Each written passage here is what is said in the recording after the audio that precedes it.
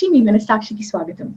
I'm Divya, and today we are back with our most gentle and warm philanthropist and a kind humanitarian who is popularly also known as Sarvajaya Madhavadas. Namaste, Sanjay ji. How have you been? Hare Krishna. Thank you. How are Hare you? Krishna.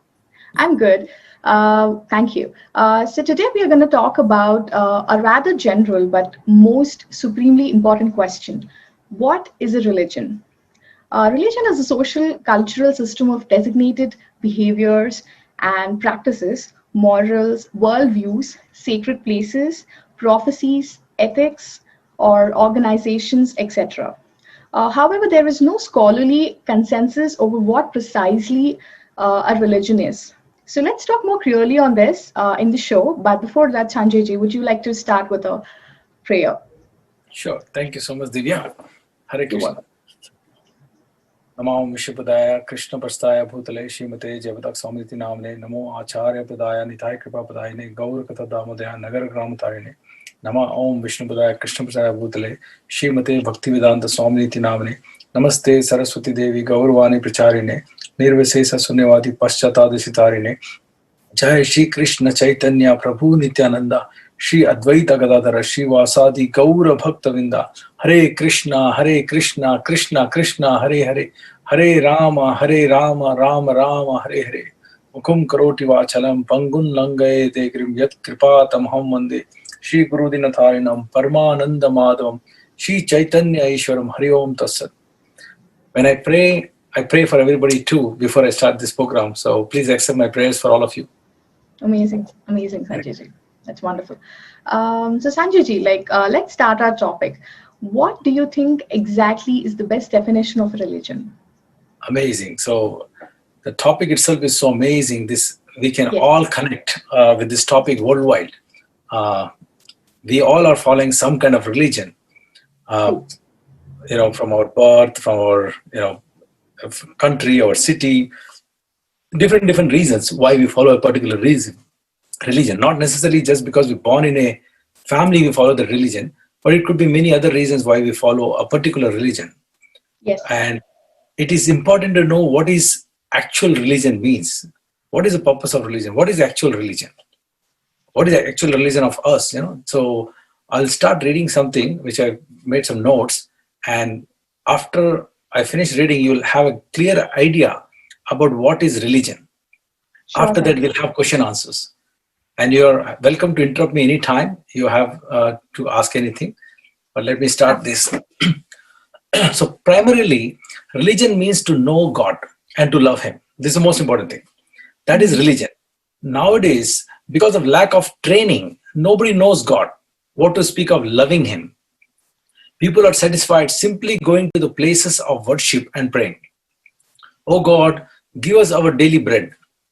In the Srimad Bhagavatam, this is called cheating religion, because the aim is not to know and love God, but to gain some personal profit.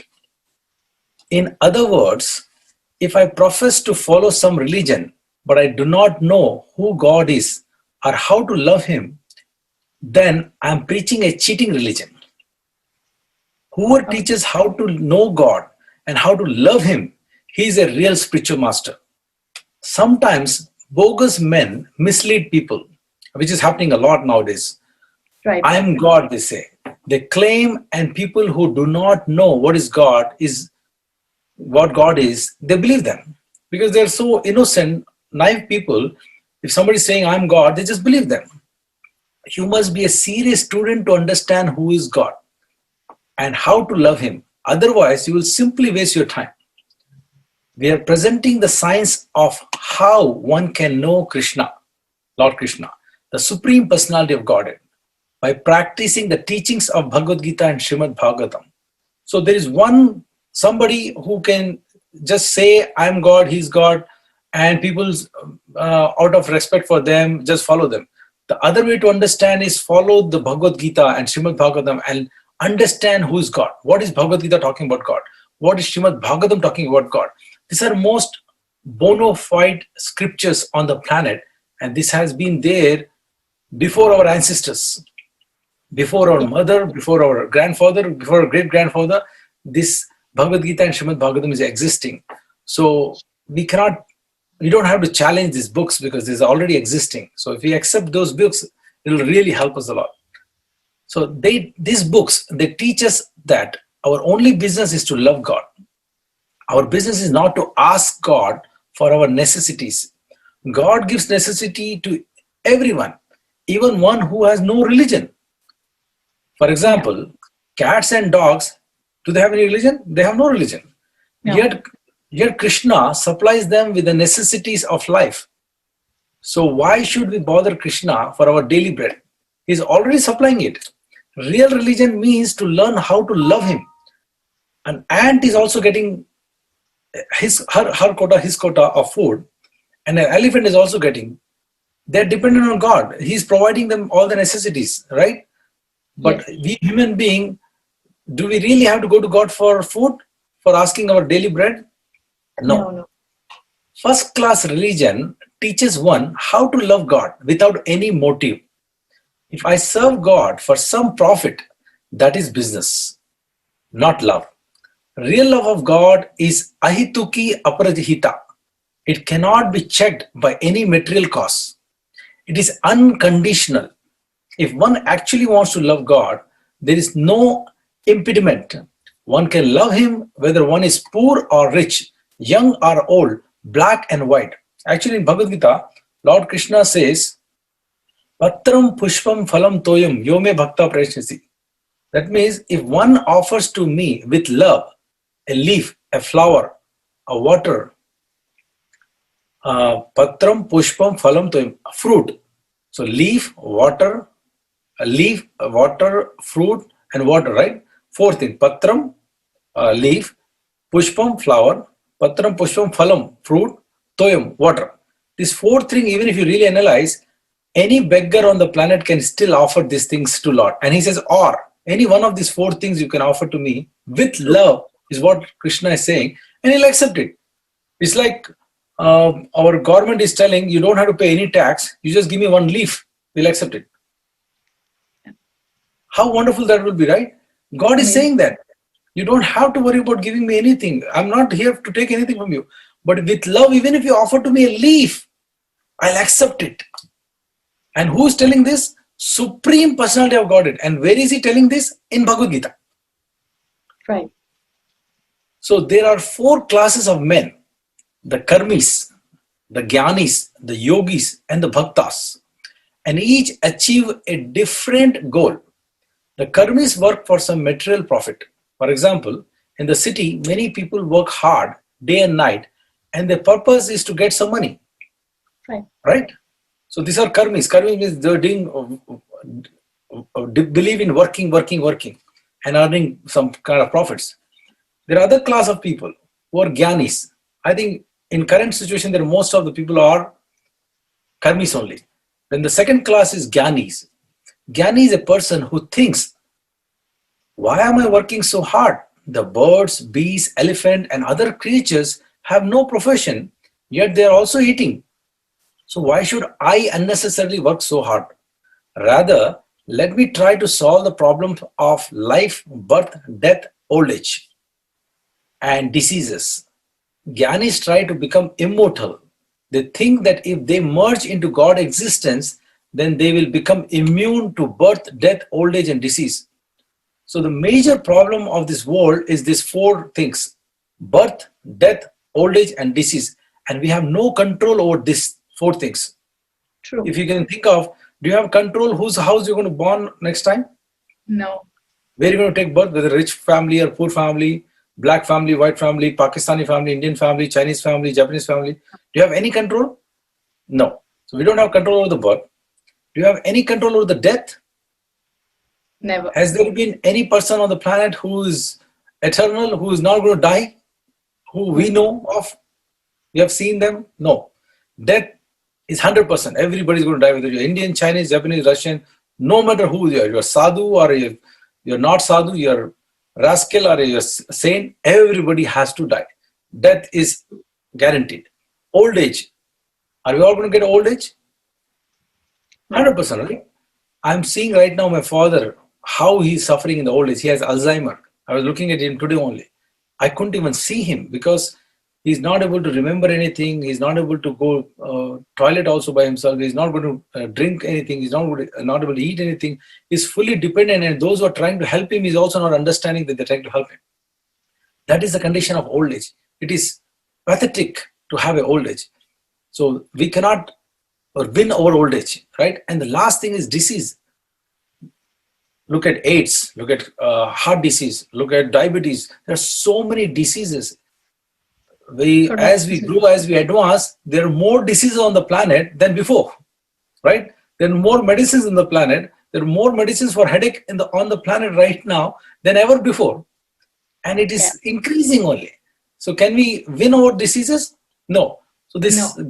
So some Gyanis, they research on these things, that these are the things, death, old age, diseases, and birth is not in our control. We cannot win over that. The only way is we have to understand the transcendental way to overcome these problems. And they spend time on that. Yogis are the third class. The three or four classes, right? Karmis, Gyanis, the third is yogis. Yogi try to acquire some mystic power to exhibit a wonderful show. You have seen a lot of yogis who show gold from their mouth, they do some magic, bhubhuti comes out from their mouth, hand. For instance, a yogi can become a very small if you put him in a locked room, and he can come out through any little space. By showing this kind of magic, the yogi is immediately accepted as a very wonderful man. Of course, modern yogis simply show some gymnastics, like his hand tricks. There's no real gold, actually speaking. They have no real power, but a real yogi has some power, which is not spiritual but material. So even if you produce gold, even if you produce some dollars, or you produce some fruit, or whatever you're producing is material. It's not transcendental, right? So this is the yogi. And the last one, fourth one, but the bhakta is called bhakta. But the bhakta or the devotee does not want anything for himself.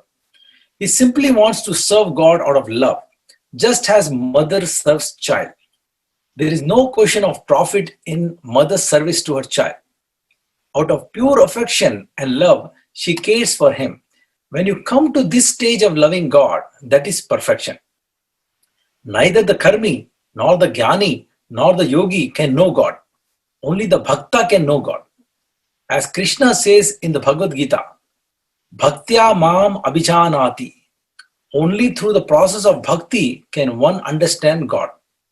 Krishna never says one can understand him by other processes. No, only through bhakti can one understand Krishna. If you are interested in knowing God and loving him, then you must accept the devotional process. No other process will help you. This is from the Science of Self-Realization. His Divine Grace A.C. Bhakti Vedanta Swami Srila Prabhupada, who is the founder Acharya of ISKCON, he has given this information to all of us. And he has written more books than Shakespeare's. And his books have been read by all the scholars around the world, including scholars from Harvard, Stanford, and topmost universities. So this knowledge is most bona fide. So now you got a full picture of the religion. What is religion? Yes. That's amazing, Sanjayji. So also I have this question. I don't know, is there a concept of like one true religion, Sanjayji? Yes, amazing, amazing. I like that question a lot. Actually, there is only one religion, Sanatan Dharma, the eternal religion of a soul. And we all should follow that religion first. All other religions are just for namesake. You know, the real benefit of the religion is when you understand who you are and who is God and what is your eternal duty to God. What is your eternal purpose of life? So Sanatan Dharma is to understand who we are, self-realization, and understand who is God and connect. So if you really understand, we are part and parcel of the God, right? So we are made for the pleasure of the God. There is Prakriti and Purusha, right? So Purusha enjoys the Prakriti. There's male and female. So like that, God is actually that male, Purusha, and we are all Prakriti. So Prakriti, the material nature, is made for the pleasure of the Lord. So our purpose of life itself is for the pleasure of the Lord, right? So when we are made for the pleasure of the Lord, what we should do? We should dovetail our life in service of the God and pleasing the Lord, correct? Yes. But what are we doing? Are we really serving God? No, I don't Who think are we serving? We are serving ourselves. ourselves, our own body. We are serving our neighbors. We are serving our country. We are serving our wife, our children. It's not wrong, but is that the real purpose of the life? Is that what gives you the ultimate liberation? Is that what you are here for? We had so many parents, so many children, so many wives, so many neighbors, life after life. And every other life you take, everything will be changed. It's not going to be the same. Is that giving us ultimate satisfaction? No, it's not going to give us ultimate satisfaction. The ultimate satisfaction for you, your family, your neighbor, for the country, everybody will come by serving the Lord. When we serve the Lord, when He is pleased, He is sitting in each and every soul as Paramatma. So He blesses everybody. So according to scriptures, it also says that if one person in the family take this process seriously, understanding God, loving God, and going back to the kingdom of God and ending all their problems, material problems, then 14 generation, 7 generation before you, 7 generation after you gets liberated. Isn't it amazing? Wow, that's This is amazing. really amazing, because just by one person sacrifice, it's like I've seen a lot of people who are working so hard for their family to meet ends meet. They take care of their family, they try to Right. save some money for the family, they take care of their parents, they take care of their siblings, they take care of their country, they do a lot of charity. They're givers. There are a lot of people like that. There are a lot of wonderful souls who like to do. In fact, each and every soul, whether you are a good person or a bad person, even if you're a smuggler, you actually try to take care of your family, right? If you have a Yes. child, you try to take care of them. If you're a beggar also, you're trying to take care of your child. So everybody is doing something for their family. But is that the ultimate benefit they're going to give to their family? No. They're not going to give the ultimate benefit by this. But imagine if one person from the entire family take this process seriously, the thing what you really want to give to your family, the ultimate satisfaction, the ultimate joy, the ultimate benefit, the eternal peace, no birth, no disease, no old age, no death. If you really want to give that gift to your parents, your children, your countrymen, anybody you want to give, if you really care about That's them, amazing. the Yes. best gift you can give, according to Bhagavad Gita, is by introducing them to Lord Krishna. Introduce them to Lord Krishna, because it's like this.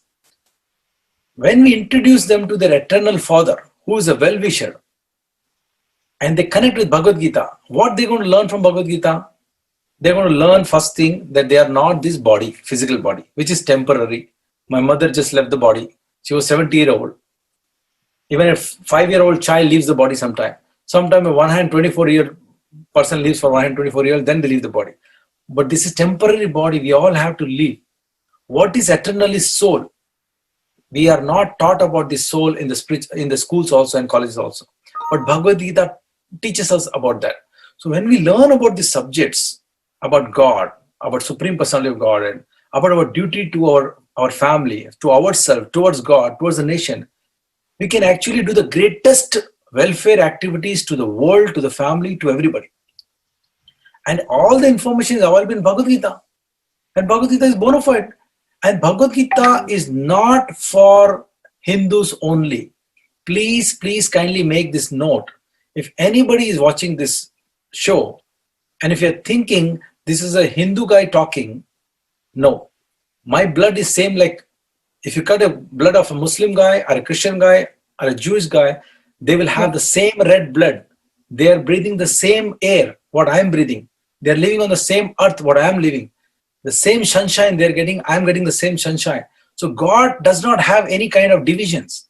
He's giving everybody exactly same thing what He's giving to Hindus or Muslims or Christians and worldwide. So why should we think that Bhagavad Gita is only for Hindus?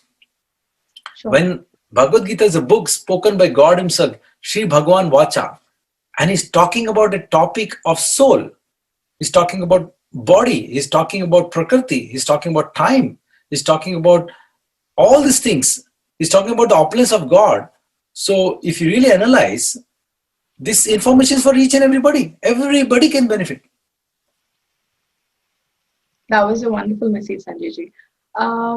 Sanjay ji, I also have a question regarding a difference between being spiritual and being religious. Do you think there's a difference between both of that? That's a beautiful question again. Thank you so much. In fact, that was in my mind to talk about it, and I'm glad you asked it. So, religion is some set of rules we follow, a certain norms, not necessarily is based on scriptures. Last time I gave an example about, if you remember that example, then one wedding, a child remembers that during his childhood, in his house there was a wedding, and his dad put a cat under one basket next to the mandapam. He just had the memory. And then when he grew up, when he got married, he wanted to do that also. And he followed this thing for his daughter marriage also. So he, during his daughter's marriage time, what he did, he brought one cat, one basket, and said, "This is our family tradition, our religion. We do this, so I have to do this."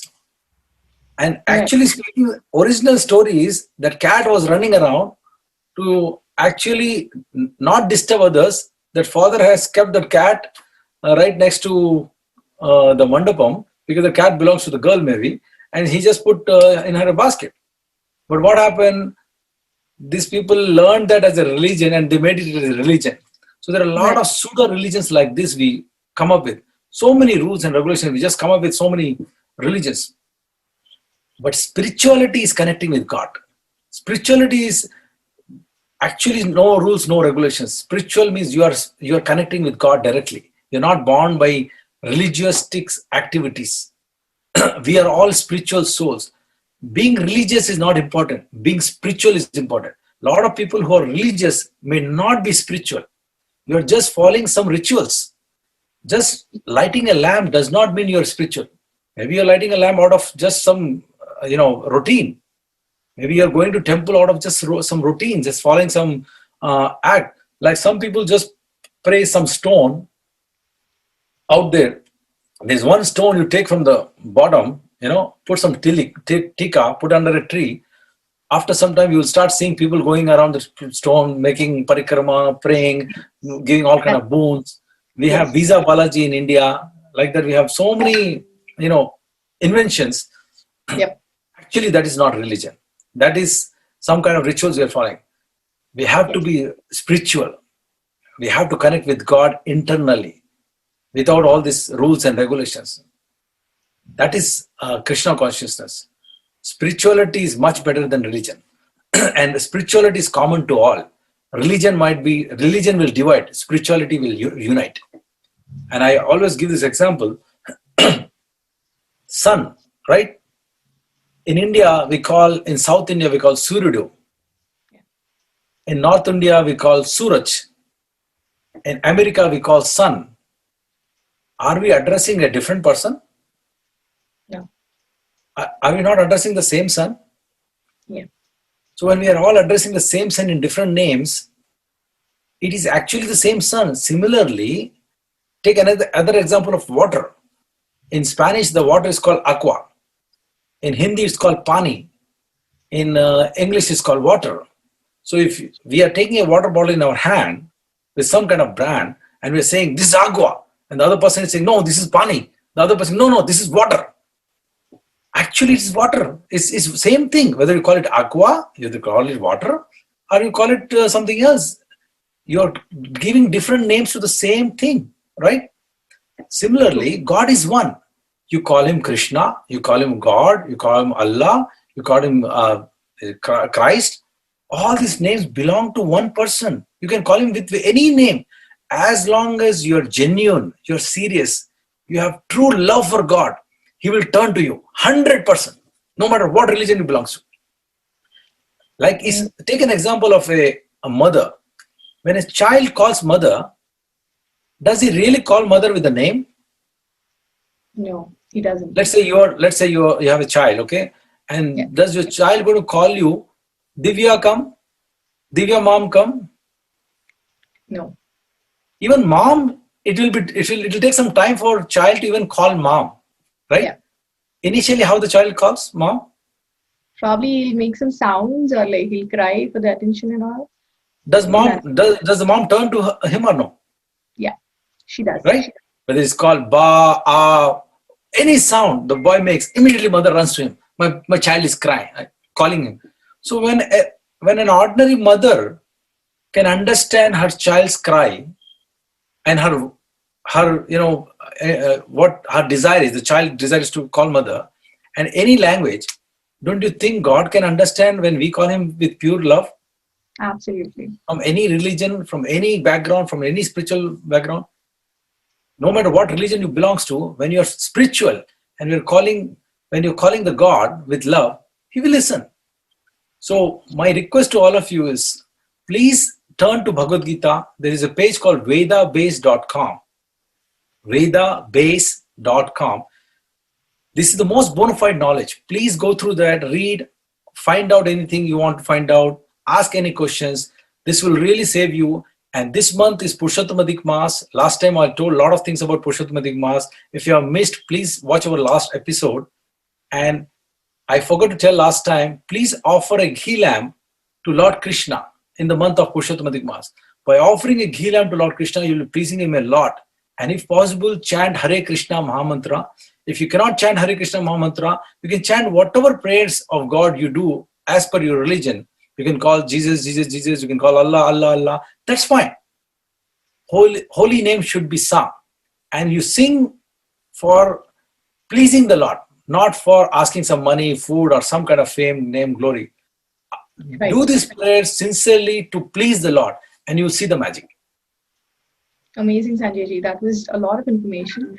And as we're coming to the end of the segment, would you like to add something more to it? So I want you all to ask this question to you, that what kind of religion do you want to follow?